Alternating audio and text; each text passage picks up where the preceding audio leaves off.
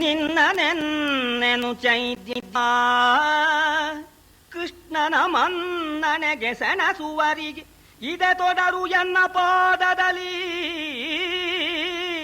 ಕೃಷ್ಣನ ಮನ್ನಣೆಗೆ ಸೆಣಸುವರಿಗೆ ಇದೆ ತೊಡರು ಎನ್ನ ಪಾದದಲೆನುತ ಧರಣಿಯ ನೊದೆದ ನಂಘ್ರಿಯನಿ. ಇನ್ನು ನೀನು ಸುಲೋಚನಾಂಧಕ ನಿನ್ನೊಡನೆ ಫಲವೇನು? ಕದನಕ್ಕೆ ಬನ್ನಿ ಮಿಡುಕುಳ್ಳವರೆನುತ ಗದರಿದನು ಸಖದೇವಾ. ದಡ್ಡ ಬುದ್ಧಿ ಇದ್ದವನು ನಿನ್ನನ್ನು ಅನ್ನೋದಿಲ್ಲ. ಒಟ್ಟು ಹೇಳ್ತೇನೆ, ಕೃಷ್ಣ ಪರಮಾತ್ಮ ಗುರುಗಳಿಗೆ ಗುರು, ದೇವರಿಗೆ ದೇವ ಅಂತ ಹೇಳಿ ನಾವು ಅವನಿಗೆ ಅಗ್ರಪೂಜೆಯನ್ನು ಮಾಡಿದ್ದೇವೆ. ಯಾರಿಗೆ ನಾವು ಮಾಡತಕ್ಕಂಥ ಅಗ್ರಪೂಜೆ ಇಷ್ಟ ಇಲ್ವೋ ಅವನು ಬರ್ಲಿ, ತಡೆಯೋದಕ್ಕೆ ಬರ್ಲಿ. ಅವನ ತಲೆ ಮೇಲೆ ಎಡಗಾಲಿಟ್ಟೆ. ಏನ್ ಜೋಕು ನೋಡಿ, ಅವರ ತಲೆ ಮೇಲೆ ನನ್ನ ಎಡಗಾಲು ಅಂತ ಹೇಳಿದ್ದಲ್ದೇನೆ ಅವರ ತಲೆ ತಂದ್ಬಿಟ್ಟು ನೆಲಕ್ಕೆ ಕಾಲನ್ನು ದಪ್ಪನ್ನು ಹಾಕಿದ. ಅವರ ತಲೆ ಮೇಲೆ ನನ್ನ ಎಡಗಾಲು ಅಂತ ಎಡಗಾಲಿಂದ ನೆಲವನ್ನ ಒದ್ದಿದ್ದಾನೆ. ನುಡಿಯದದು ಮೌನಗ್ರಗದ ಹೆಡೆ ಗುಡಿಯಲಿದ್ದು ದುರಾಯ ಕುಲವು ಅವಗಡೆಯನೆದ್ದನು ಸಿಂಹಪೀಠದಿ ನೋಡಿ ಕೆಲಬಲನ ಕಡೆಯ ಜನ ಜನರವ ಮಸಗನು ಇವನೊಡನೆ ಹೊರವಂಟುದು ನೃಪಾಲಕರು ಒಡಮುರಿಚಿದರು ಹಿಡಿವ ಸಚಿವ ಪಸಾಯಿತ ಮಂತ್ರಿಗಳ. ಆಗ ರಾಜರು ಯಾರೂ ಮಾತಾಡಲಿಲ್ಲ. ಸರಿ, ಈ ಶಿಶುಪಾಲ ಇದ್ದಾನಲ್ಲ, ಎದ್ದು ಬಿಟ್ಟು ಅಕ್ಕಪಕ್ಕದಲ್ಲಿ ಸುತ್ತಮುತ್ತ ಇರ್ತಕ್ಕಂಥ ರಾಜರನ್ನೆಲ್ಲ ನೋಡಿ ಹೇಳ್ತಾ ಇದ್ದಾನೆ, ಇನ್ನೂ ಕೂತ್ಕೊಂಡಿದ್ದೀರಾ? ತಲೆ ಮೇಲೆ ಒದಿಸ್ಕೊಂಡು ಎಡಗಾಲು ಇಡ್ತೀನಿ ಅಂತ ಇಡಿಸ್ಕೊಳ್ಳಿ, ಕೂತ್ಕೊಳ್ಳಿ ಅಂತ ಆ ಸಂಜ್ಞೆ ಮಾಡಿದ ಕೂಡಲೇ ಕೆಲವರು ನಮ್ಮ ಮಾನ ಹೋಗ್ಬಿಡ್ತು ಅಂತ ಹೇಳಿ ಎದ್ರಂತೆ. ಎದ್ದಾಗ ಆ ಪಕ್ಕದಲ್ಲಿರ್ತಕ್ಕಂಥ ಅವರ ಮಂತ್ರಿಗಳು, ಅವರ ಪರಿವಾರದವರು ಹೇಳಿದ್ರಂತೆ, ಮಹಾಸ್ವಾಮಿ ಎದ್ರೆ ಅವನ ಕಾಲು ನಮ್ಮ ತಲೆ ಮೇಲೆ ಅಂತ ಅರ್ಥ. ಹೇಳದೇ ಇದ್ದವರಿಗೆ ಹೇಳಿಲ್ಲ ಅವ. ಕೃಷ್ಣನಿಗೆ ಇವನು ದೇವರಿಗೆ ದೇವರು, ಗುರುಗಳಿಗೆ ಗುರು ಅಂತ ಹೇಳಿ ಪೂಜೆ ಮಾಡಿದ್ದೇವೆ. ಈ ಪೂಜೆ ಮಾಡತಕ್ಕಂಥದ್ದು ಯಾರಿಗೆ ಇಷ್ಟವಿಲ್ವೋ, ಯಾರು ವಿರೋಧ ಮಾಡ್ತಾರೋ ಅಂಥವರ ತಲೆ ಮೇಲೆ ಎಲ್ಗಾಡಿರ್ತೇನೆ ಅಂತ ಹೇಳಿದ್ದಾನೆ. ಎದ್ರೆ ನೀವು ವಿರೋಧ ಮಾಡಿದಾಗಾಯ್ತು, ಅವನು ಎಡಗಾಲ ನಿಮ್ಮ ತಲೆ ಮೇಲೆ ಇಟ್ಟಾಗತ್ತೆ. ಕೂತ್ಕೊಳ್ಳಿ ಸ್ವಾಮಿ ಅಂತಂದ್ರು ಕೂಡ ಆಗೋಲ್ಲ ಅಂತ ಕೆಲವರಿಗೆ ಎದ್ದು ಹೋಗೇ ಬಿಟ್ರಂತೆ. ಇನ್ನು ಕೆಲವರು ಬುದ್ಧಿವಂತರು, ಹೌದು ಅವನು ಹೇಳಿದ್ದು ಪೂಜೆಗೆ ವಿರೋಧ ಮಾಡಿದವರಿಗೆ ನಾವು ವಿರೋಧ ಮಾಡಿಲ್ವಲ್ಲ, ಇದು ಈ ಮಾತು ನಮಗೆ ಅನ್ವಯಿಸೋದಿಲ್ಲ ಅಂತ ಕೆಲವರು ಕೂತ್ಬಿಟ್ರು. ಇನ್ನು ಕೆಲವರು ಮಂತ್ರಿಗಳು ಬಂಧುಗಳು ಹೇಳಿದ್ರು ಕೂಡ ಹೊರಟೇ ಬಿಟ್ರು. ಮುಂದ್ಗಡೆ ಶಿಶುಪಾಲ ಅವನು ಅನುಸರಿಸಿ ಇನ್ನು ಕೆಲವು ಜನ ಹೋಗ್ತಾ ಇದ್ದಾರೆ. ಧರ್ಮರಾಜ ನೋಡಿದ, ನೋಡಿ ಎಷ್ಟು ದೊಡ್ಡ ವ್ಯಕ್ತಿ ಅಲ್ಲ, ನಮ್ಮ ಉತ್ಸವಕ್ಕೆ ಬಂದಿದ್ದಾರೆ, ಬೇಜಾರು ಮಾಡ್ಕೊಂಡು ಹೋಗ್ತಾರಲ್ಲ, ಇದೆಲ್ಲ ಶಿಶುಪಾಲನಿಂದ ತಾನೆ, ಅವನ್ ತಾನೇ ಹಚ್ಚಿಬಿಟ್ಟು ಬಾಕಿ ರಾಜರಿಗೂ ಹೇಳ್ತಾ ಇದ್ದಾನಲ್ಲ ಅಂತ ಹೇಳಿ ಧರ್ಮರಾಜನಿಗೆ ಸಂಕಟವಾಗಿಬಿಟ್ಟು, ಶಿವ ಶಿವ ತಪ್ಪಾಯಿತು, ನಮ್ಮ ಉತ್ಸವಕ್ಕೆ ಬಂದ ಅವನಿಪನ ಗುಣದೋಷವನು ನಾವೀಕ್ಷಿಸುವುದನುಚಿತವು ಎಂದು ವಿನಯದಲ್ಲಿ ಅವನಿಪನ ಬೆಂಬತ್ತಿ ಗಮನಕ್ಕೆ ತವಕಿಸುವ ಶಿಶುಪಾಲಕನ ಹಿಡಿದ ಉಚಿದನು. ಮಧುರೋಕ್ತಿಯನಿ ನುಡಿಸಿದನು ಬೋಳೈಸಿ.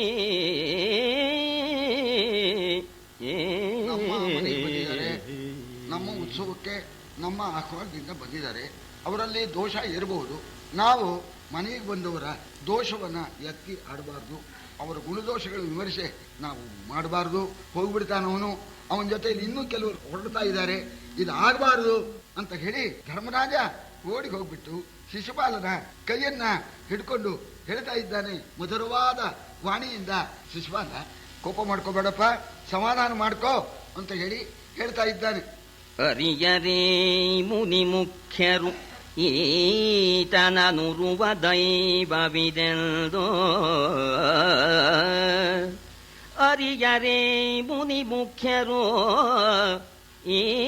ಈತನನುರುವ ದೈವವಿದೆಂದೋ, ನೀ ಕಟ್ಟಿರಿ ತಗಾರನೆ ರಾಯರಿದೆಲ ಸಕಲ ಗುಣಯುದರು ಕುರುಬುತನದಲ್ಲಿ ನೀನು ಅಕಟ ತೆರನರಿಯದೆಂಬರೇ ಕುರುಬುತನದಲ್ಲಿ ನೀನಕಟ ತೆರನರಿಯದೆಂಬರೆ ಬಾಯನುತ ಮುಂಜರಗ ಹಿಡಿದೆಳೆದು ಅವನ ತಂದನು ಭೂಪಜನ ಸಹಿತ. ಯಾಕೋ ಹೀಗೆ ಮಾಡ್ತೀಯ? ಯಾಕೋ ಹೊಟ್ಟೆಗೆ ಹಿಟ್ ಮಾಡ್ತೀಯ? ಹೊಟ್ಟೆ ಕಚ್ಚಿಂದ ಕೃಷ್ಣನ್ನ ಸುಮ್ಮನೆ ಬೈತಾ ಇದೆಯಲ್ಲಪ್ಪ. ಸಕಲ ಋಷಿಗಳು ಇದ್ದಾರೆ, ಅವರಿಗೆ ಗೊತ್ತಿಲ್ವೇ ಕೃಷ್ಣನ ಯೋಗ್ಯತೆ? ಅವನೇ ಅಗ್ರಪೂಜೆಗೆ ಯೋಗ್ಯ ಅಂತ ಎಲ್ಲ ಋಷಿಗಳು ಕೂಡ ಸಮಾಧಾನ ಪಟ್ಕೊಂಡಿದ್ದಾರೆ. ಇನ್ನೂ ರಾಜಾದಿರಾಜರುಗಳು ನಿನ್ ಜೊತೆಯಲ್ಲಿ ಯಾರೋ 4 ಜನ ಎದ್ದಿದ್ದಾರೆ. ಬಾಕಿ ರಾಜರುಗಳು, ಗುಣವಂತರಾಗಿರ್ತಕ್ಕಂಥ ರಾಜರುಗಳು ಅವರೆಲ್ಲ ಸುಮ್ಮನಿದ್ದಾರೆ, ನ್ಯಾಯ ಅಂತ ಸುಮ್ಮನಿಗಿದ್ದಾರೆ. ನೋಡಪ್ಪ, ಈ ಋಷಿಗಳಿಗಿಂತ ನಿಮ್ಗೆ ಹೆಚ್ಚು ತಿಳುವಳಿಕೆನೋ ಅಂತ ಹೇಳ್ತಾ ಇದ್ದಾನೆ. ನಮ್ಗೆ ಗೊತ್ತಿಲ್ಲದೆ ಇರೋ ವಿಷಯದಲ್ಲಿ ದೊಡ್ಡವರು ಹೇಳಿದಂತೆ ನಾವು ಕೇಳ್ಬೇಕಪ್ಪ. ಹಾಗೆ ಮಾಡಬೇಡ. ಬಾರ ಶಿಶುಪಾಲ, ತಮ್ಮ ಕಣ ನೀನು, ಬಾರಪ್ಪ. ಇಲ್ಲ ಬರೋಲ್ಲ ಅಂತ ನೀನು ಹಂಗೆ ಮಾಡಬೇಡ್ವಾ, ಬಾರ ಅಂತ ಧರ್ಮರಾಜ ಉಪಚಾರ ಮಾಡ್ತಾ ಇದ್ದಾನೆ. ಅವನು ಒಲ್ಲೆ ಅಂತಂತ ಇದ್ದಾನೆ. ಇದು ನೋಡಿದ್ರು ಭೀಷ್ಮರು, ಅವ್ರಿಗೆ ಬೇಜಾರಾಯ್ತು. ಎಲೆ ಮರುಳೆ ಭೂಪಾಲ ನೊರಜಿನ ಕಳಕಳಕ್ಕೆ ಕರಿಬೆಚ್ಚುವುದೇ ಮಂಡಳಿಯ ಮರಿ ಮಿಡುಕಿದರೆ ಕಳವಳಿಸುವುದೇ ಕಲಿಸಿಂಹ ಗಿಳಿಯ ಮುರಕಕ್ಕೆ ಗಿಡುಗನುಗಿದೌವಳಿಸುವುದೇ ಹರಿಗಿವನು ಕನ್ಯನೆ ಗಳಗನಿವನೊಡನಾವುದನು ನಯವು ಎಂದನಾ ಭೀಷ್ಮ. ಧರ್ಮರಾಜ ಯಾಕೋ ಅವನಿಗೆ ಅಷ್ಟು ಉಪಚಾರ? ಹೋದ್ರೆ ಹೋಗ್ತಾನೆ, ಏನು ಹೋಗ್ಬಿಟ್ರೆ ಹೋದ್ರೆ ಹೋದ ಅಲ್ಲ. ಈ ಸೊಳ್ಳೆ ಹೋತ ಕೂಗಿಬಿಡ್ತಂತೆ. ಸೊಳ್ಳೆ ಕೂಗಿಬಿಟ್ರೆ ಕರಿ ಕಲಬ ಬೆಚ್ಚುವುದೇ, ಆನೆ ಮರಿ ಹೆದರ್ಕೊಳ್ಳುತ್ತೆ. ಹಾಗೆ ಬೆಕ್ಕಿನ ಮರಿ ಮಿಯಾವ್ ಅಂದ್ಬಿಡ್ತೋ, ಸಿಂಹ ಹೆದರ್ಬಿಡ್ತೋ. ಅದೇ ರೀತಿ ಗಿಣಿಯ ಬೆಡಗಿಗೆ ಗಿಡಗ ಭಯದಿಂದ ನಡುಗೋದುಂಟೆ. ಕೃಷ್ಣನಿಗೆ ಪರಮಾತ್ಮನಿಗೆ ಇವನು ಗಣ್ಯವೇ. ಇವನು ಬಾಯಿಗೆ ಬಂದಾಗೆ ತಲೆ ಹರಟೆ ಹರಡ್ತಕ್ಕಂಥವನು. ಅವನಿಗೇನು ಉಪಚಾರ? ಒಂದ್ಸಲ ಬಾ ಅಂದ್ರೆ ಸಾಕು, ಬರದೆ ಇದ್ರೆ ಹೋಗ್ತಾನೆ, ಹೋದ್ರು ಹೋಗಲಿ ಅಂತ ಹೇಳಿ ಭೀಷ್ಮರು ಹೇಳ್ತಾ ಇದ್ದಾರೆ. ಆಗ ಯಾಕೆಂದ್ರೆ ಅವನು ಶುದ್ಧ ಅಯೋಗ್ಯ ಅಂತ ಅನ್ನೋದಕ್ಕೋಸ್ಕರ ಅವರು ಹೇಳ್ತಾ ಇದ್ದಾರೆ. ಗರುವನು ಅಖಿಲ ವಿದ್ಯಾ ಪರಿಣತನು ವೀರನು ಧುರದ ವೀರನನು ಅರಿವ ನಿಂತಿದು ಲೋಕವಿಖ್ಯಾತ ಗರುವನಲ್ಲ ಸುನೀತ ವಿದ್ಯಾ ಪರಿಣತನು ತಾನಲ್ಲ ಘನ ಸಂಗರದೊಳಿವನಾಳಲ್ಲ ಘನ ಸಂಗರದೊಳಿವನಾಳಲ್ಲ ಕೃಷ್ಣನರಿವನೆಂತೆಂದ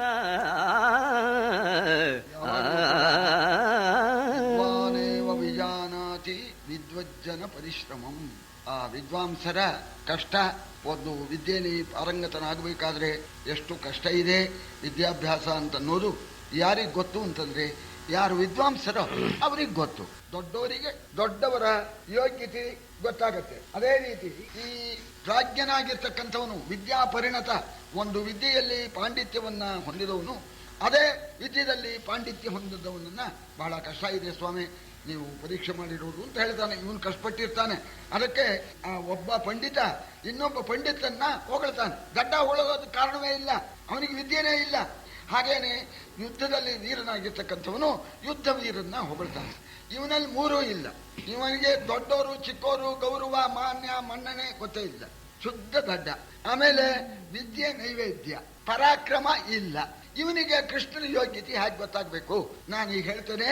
ಕೃಷ್ಣ ಈ ರಾಜರಿಗೆಲ್ಲ ಗುರು ಅಂತ ಅನ್ನೋದನ್ನ ಈಗ ಪ್ರೂಫ್ ಮಾಡ್ತಾನೆ. ಇವನು ಗುರುವಲ್ಲ, ಆಚಾರ್ಯನಲ್ಲ, ಇವನು ಸ್ನಾತಕನಲ್ಲ, ಯಾಕೆ ಪೂಜೆ ಮಾಡಿದಿರಿ ಅಂತ ದೊಡ್ಡದನ್ನೇ ಭೀಷ್ಮರು ಹೇಳ್ತಾ ಇದ್ದಾರೆ. ಇವನು ರಾಜರಿಗೆ ಪೂಜಾರ್ಹ. ಕಾರಣ ಅರಸನರಸನು ಕಾದಿ ಹಿಡಿದಾದರಿಸಿ ಬಿಟ್ಟು ತದೀಯ ರಾಜ್ಯದೊಳಿರಿಸಿದರೆ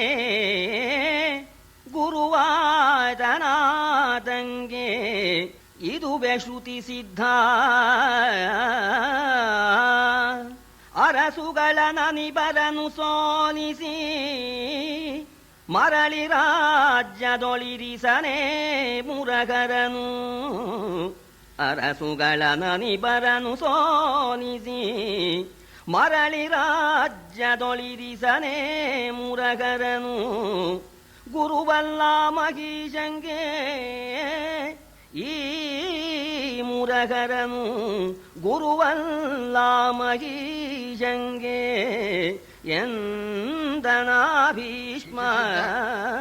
ವೇದದಲ್ಲಿ ಪುರಾಣಗಳಲ್ಲಿ ಏನು ಹೇಳ್ತಾರೆ ಅಂದ್ರೆ, ಶೂರನಾಗಿರ್ತಕ್ಕಂಥ ಒಬ್ಬ ರಾಜ ಇನ್ನೊಬ್ಬ ಶೂರನ್ನ ಯುದ್ಧದಲ್ಲಿ ಗೆದ್ರೆ ಅವನಿಗೆ ಅವನ ರಾಜ್ಯವನ್ನು ಅವನಿಗೆ ಕೊಟ್ಬಿಟ್ಟು, ನೀನು ನನಗೆ ಕಪ್ಪು ಕಾಣಿಕೆ ಕೊಟ್ಕೊಂಡು ಬಾರಪ್ಪ ಅಂತ ಹೇಳಿ ಆ ಸೋತಂಥವನನ್ನ ಅವನ ರಾಜ್ಯದಲ್ಲೇ ಇಡೋ ಪಕ್ಷದಲ್ಲಿ ಆ ಸೋತ ರಾಜನಿಗೆ ಗೆದ್ದ ರಾಜ ಗುರು ಅಂತ ಹೇಳಿ ವೇದದಲ್ಲಿ, ಪುರಾಣದಲ್ಲಿ, ಶಾಸ್ತ್ರದಲ್ಲಿ ಹೇಳಿದ್ದಾರೆ. ಈ ನಮ್ಮ ಕೃಷ್ಣ ಶಿಶುಪಾಲ ಹೇಳ್ತಾ ಇದ್ದಾನಲ್ಲ ಅಯೋಗ್ಯ, ಈ ನಮ್ಮ ಕೃಷ್ಣ ಎಷ್ಟು ಜನ ರಾಜರುಗಳನ್ನ ಯುದ್ಧದಲ್ಲಿ ಗೆದ್ದು ಬಿಟ್ಟು ಅವರ ಮಕ್ಕಳಿಗೆ ಸತ್ತೋದರೆ ಆ ರಾಜ ಅವನ ಮಕ್ಕಳಿಗೆ, ಅವನೇ ಸೋತು ಬದುಕಿದ್ರೆ ಅವನಿಗೆ ರಾಜ್ಯವನ್ನು ಕೊಟ್ಟು ಪಟ್ಟ ಕಟ್ಟಿ ಅವರಿಗೆ ಗುರುವಾಗಿದ್ದಾನೆ. ಎಷ್ಟು ರಾಜರಿಗೆ ಗುರುವಾಗಿದ್ದಾನೆ. ಇವನಿಗೆ ಶಿಶುಪಾಲನಿಗೆ ಏನು ಗೊತ್ತು? ಇಲ್ಲೇ ಕೂತಿದ್ದಾರೆ ಎಲ್ಲ. ಯಾರ್ಯಾರು ಕೂತಿದ್ದಾರೆ ಇಲ್ಲಿ? ನಿಶುಂಬನ ಮಗ, ಹಂಸನ ಮಗ, ನರಕನ ಮಗ, ಜರಾಸಂಧನ ಮಗ, ಪೌಂಡಕನ ಮಗ, ಇವರೆಲ್ಲ ಪರಮಾತ್ಮನಿಂದ ಪಟ್ಟ ಕಟ್ಟಿಸಿಕೊಂಡವರು. ಅವರೆಲ್ಲ ಇಲ್ಲಿದ್ದಾರೆ, ಎಲ್ಲ ಸೇರಿದ್ದಾರೆ. ಇವನು ಸುಮ್ಮನೆ ಬಾಯಿಗೆ ಬಂದ ಹಾಗೆ ಹೇಳ್ತಾ ಇದ್ದಾನೆ. ಜ್ಞಾನ ವೃದ್ಧರು ವಿಪ್ರರಲಿ ಸನ್ಮಾನನೀಯರು, ಶೌರ್ಯ ವೃದ್ಧರು ಮಾನವೇಂದ್ರರೊಳಧಿಕರು, ಇದು ಪೌರಾಣ ಸಿದ್ಧವಲೇ. ಜ್ಞಾನ ವೃದ್ಧನು ಕೃಷ್ಣನು, ಜ್ಞಾನ ವೃದ್ಧನು ಕೃಷ್ಣನು ಆಗವದೀನನೇ, ಘನಶೌರ್ಯನೆಂಬುದ ತಾನರಿಯನೇ ಚೈದ್ಯ ಭೂಪತಿ. ಕೃಷ್ಣನು ಘನಶೌರ್ಯನೆಂಬುದ ತಾನರಿಯನೇ ಚೈದ್ಯ ಭೂಪತಿ ಎಂದನ ಭೀಷ್ಮ.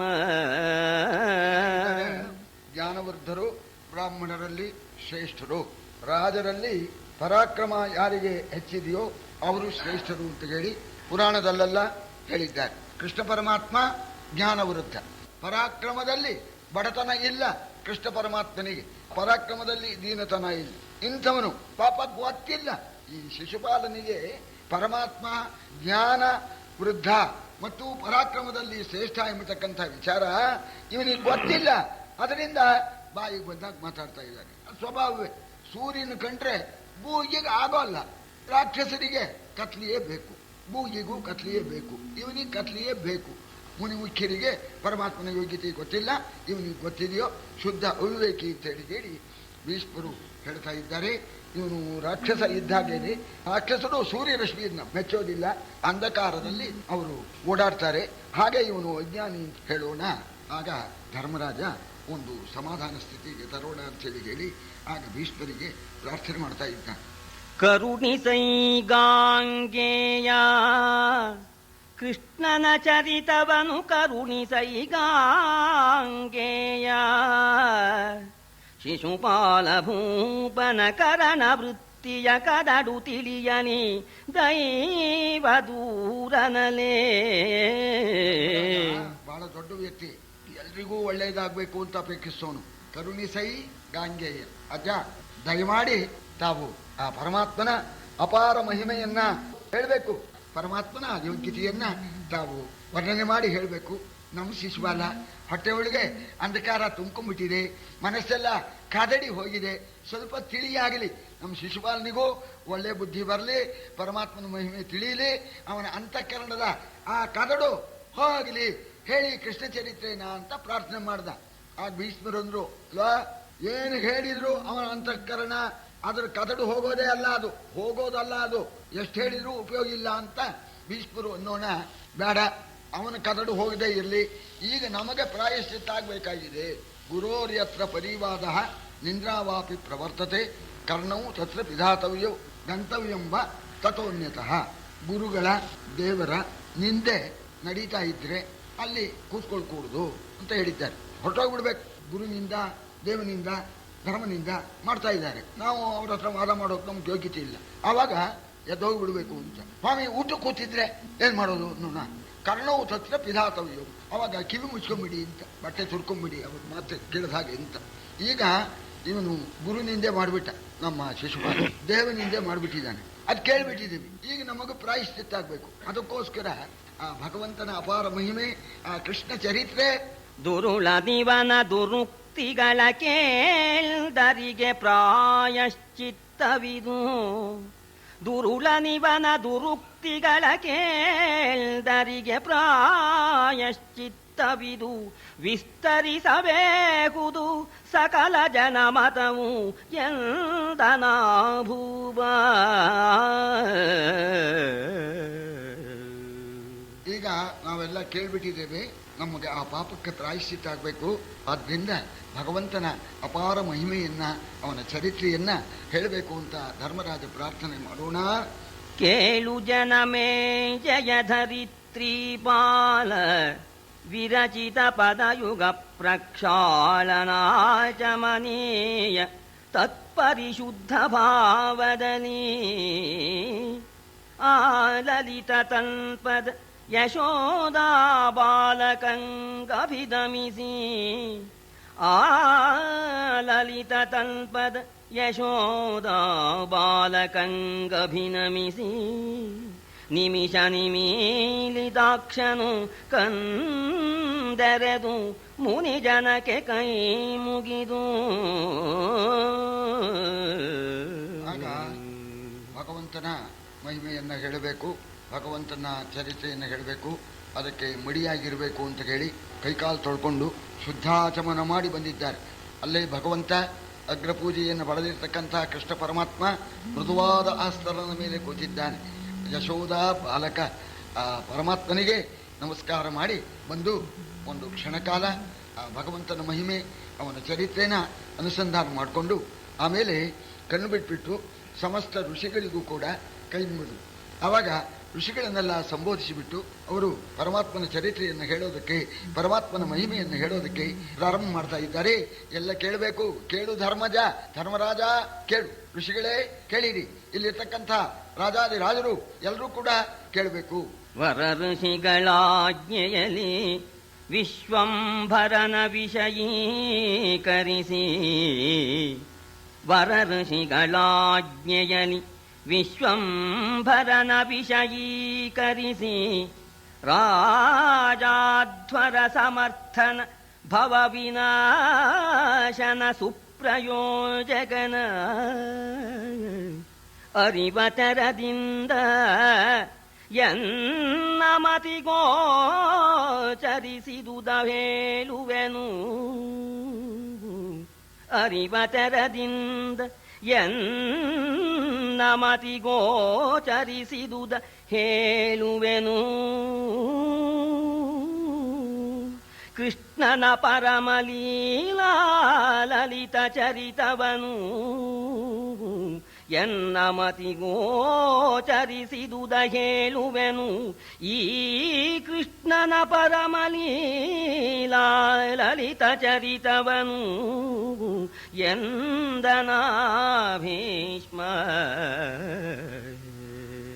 ಈ ರಾಜಸೂಯಾಗಕ್ಕೆ ಪ್ರೇರಕನಾಗಿ ಈ ಯಜ್ಞವನ್ನ ಸಮಾಪ್ತಿಗೊಳಿಸಿದ ಸಂಸಾರ ನಾಶಕನಾದ ಎಲ್ಲರಿಗೂ ಮುಕ್ತಿಯನ್ನ ಕರುಣಿಸ್ತಕ್ಕಂಥ ವಿಶ್ವನಾಯಕ, ವಿಶ್ವಂಭರ, ವಿಶ್ವಪೋಷಕ ಆ ಪರಮಾತ್ಮನನ್ನ ಉದ್ದೇಶಿಸಿಬಿಟ್ಟು ತಮ್ಮೆಲ್ಲರಿಗೂ ಕೂಡ ಸ್ವಲ್ಪ ಮಟ್ಟಿಗೆ ಆ ವಿಷಯದಲ್ಲಿ ತಿಳುವಳಿಕೆ ಉಂಟಾಗಲಿ ಅಂತ ಹೇಳಿ ನನ್ನ ಬುದ್ಧಿಗೆ ಗೋಚರವಾದಷ್ಟನ್ನ ಋಷಿಗಳು ಅಪ್ಪಣೆ ಕೊಟ್ರೆ ಅವರ ಅಪ್ಪಣೆಯಿಂದ ನಾನು ಹೇಳ್ತೇನೆ.